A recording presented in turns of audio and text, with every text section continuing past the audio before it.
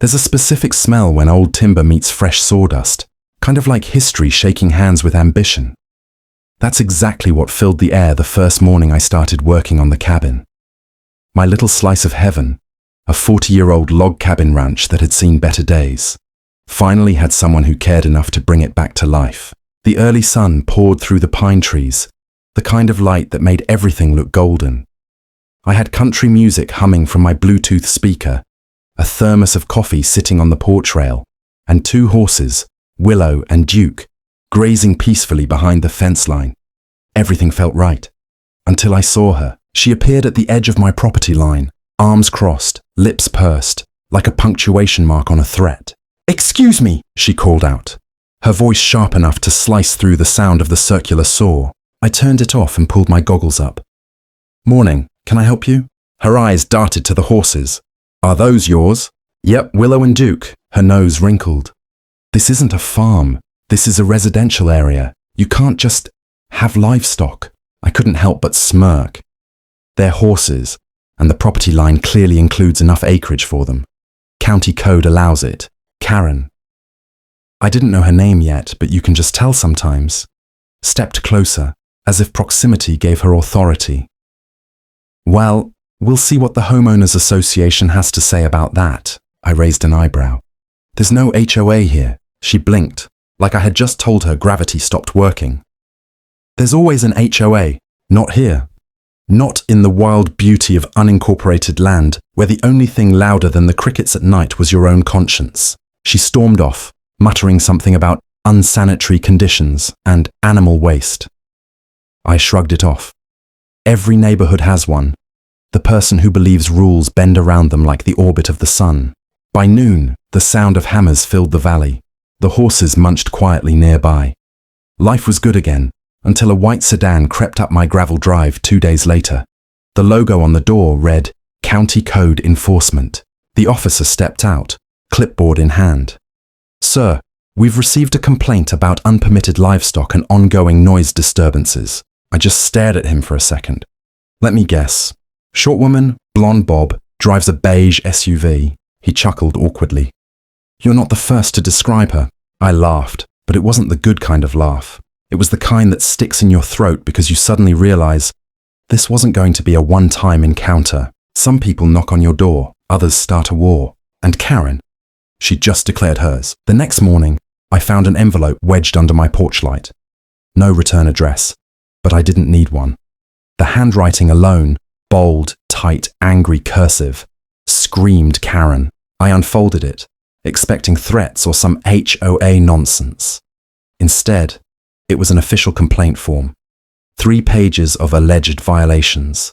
Noise pollution, livestock without permits, improper fencing, even offensive odors. Offensive odors from horses on a ranch. I laughed out loud, the sound echoing into the quiet morning. Willow snorted from the paddock, as if she agreed. Still, I took the letter seriously enough to call the county office. The woman on the phone sounded tired, the kind of tired that comes from dealing with people like Karen. "Sir," she sighed, "we've received multiple complaints from your neighbor, but according to our records, you're completely within compliance. You're zoned for agricultural use." "Multiple?" I asked. "As in, more than one?" "4 in the last week. 4 in 1 week." I thanked her, hung up, and stared out across the property. The pine trees swayed lazily in the wind, indifferent to the storm brewing between lot lines. Later that afternoon, I caught Karen standing at the fence with her phone up, recording. "Can I help you with something?" I asked, walking toward her. She jumped a little but didn't stop filming. "Just gathering evidence. For the board." "What board?" I asked. "There is no HOA here." "Oh, there will be," she said, lowering her phone. "People around here are tired of..." "Tired of what?" I cut in. "Someone actually maintaining their property?" Her lips curled. "You're disturbing the peace. Those horses are a nuisance. And the construction, it's non-stop." "Yeah, that's kind of how renovation works." Karen's face reddened. "Well, I'll have you know I've lived in this neighborhood for 16 years. I care about property values. And I care about minding my own business," I said evenly. "Maybe we can coexist?" She gave me a tight smile. "We'll see." That night, the quiet country dark felt different. Heavy. like the calm before something bad.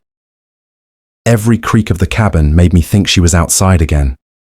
I even double-checked the gate locks before bed. Something I hadn't done in months. The next morning, I woke up to something worse than a letter or a visit. My horses were restless, pacing their paddock. I went outside and froze. Someone had thrown trash into their enclosure. Plastic bags, aluminum foil, even half-eaten food scraps. Dangerous stuff. Willow pawed nervously at the ground. Duke snorted, eyes wide. I clenched my jaw, anger boiling up. I knew exactly who had done it, but before I could grab my phone, I noticed something else. A car parked half hidden by the trees, engine idling, and a camera lens glinting through the driver's side window.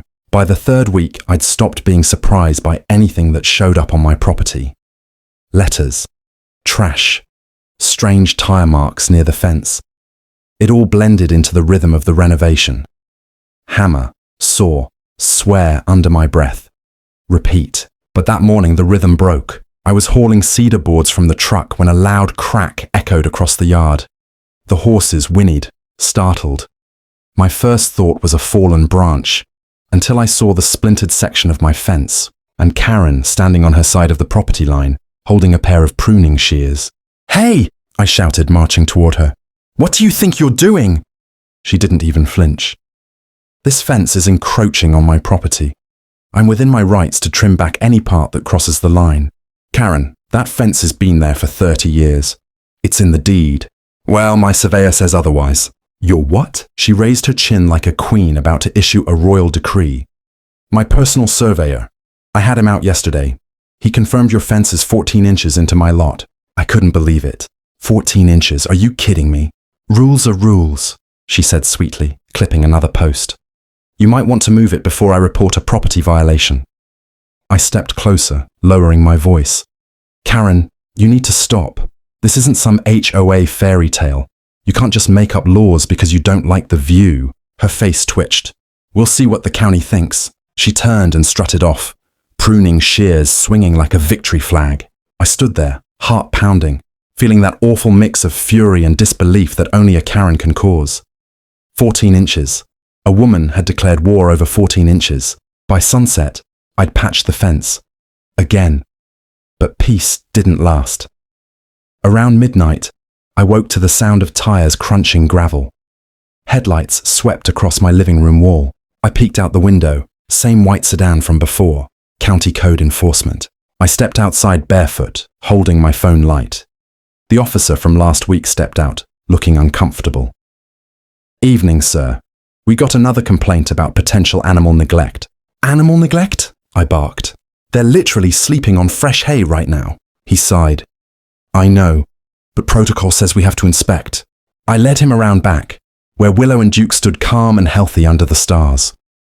The officer scribbled something on his clipboard. They're fine. I'll close the report. As he left, I noticed Karen's porch light flick off. She'd been watching. That was when I realized she didn't just want me gone. She wanted to break me, and if she wanted a war, she just got one. The next morning, I filed my own report. Harassment, property damage, false complaints. The deputy nodded, sympathetically. She's known around here. You're not the first. Then like some cosmic joke, he added. But you might be the first to stand your ground. By evening, I'd installed cameras, reinforced the fence, and posted a sign at the gate. Private property. Trespassers will be reported. The ranch was quiet again, peaceful almost, until I checked my mailbox the next day and found a thick envelope stamped Notice of Pending Civil Complaint. Karen had escalated. The envelope felt heavier than paper should. Inside were a dozen printed pages. Legalese and accusations stacked like ammunition. Nuisance to the community. Property devaluation. Environmental hazard. Karen had filed an official civil complaint. I sat on the porch, reading each line under the slow burn of the setting sun. The horses grazed quietly behind me, tails flicking at flies, blissfully unaware that a suburban crusader wanted to evict them from existence. I called my lawyer, a no-nonsense guy named Doug who sounded half asleep even when he wasn't. After I explained everything, he chuckled. Let me guess. Blonde Bob, HOA attitude, probably owns a clipboard. Exactly. Yeah, she's filed similar suits before. Always loses. Don't worry, we'll handle it. That night, though, I didn't feel calm. Every creak outside sounded suspicious.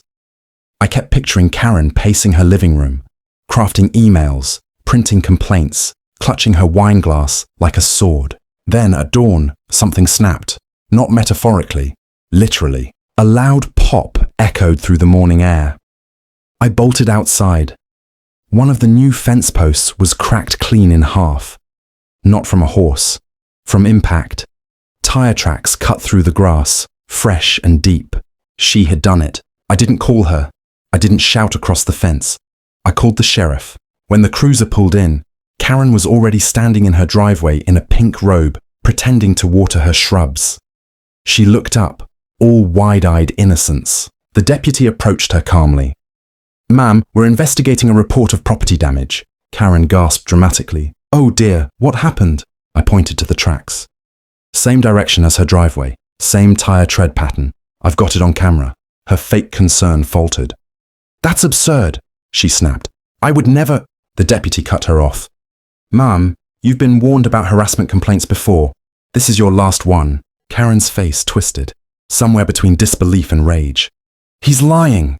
He's trying to ruin this neighborhood." I stepped closer, voice low but steady. "No, Karen, you're ruining yourself." The deputy handed her a citation for property damage and trespassing. Her mouth opened, but no words came. For the first time, she was speechless. Over the next week, she went quiet.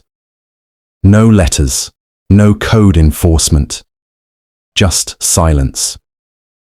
The horses settled again. The renovations resumed, and the cabin began to feel like a home instead of a battlefield. A month later, I got a call from the county office.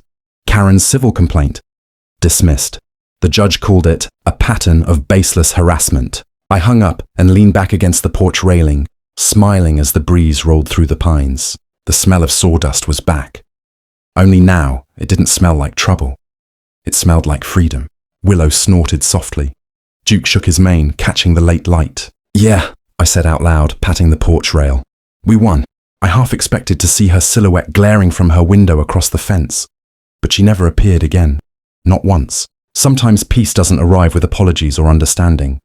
Sometimes it just comes after the last letter, the last complaint, the last desperate fight from someone who can't stand to lose. And when it does, you learn to cherish the quiet, the kind that only horses, and a Karen finally silenced, can leave behind.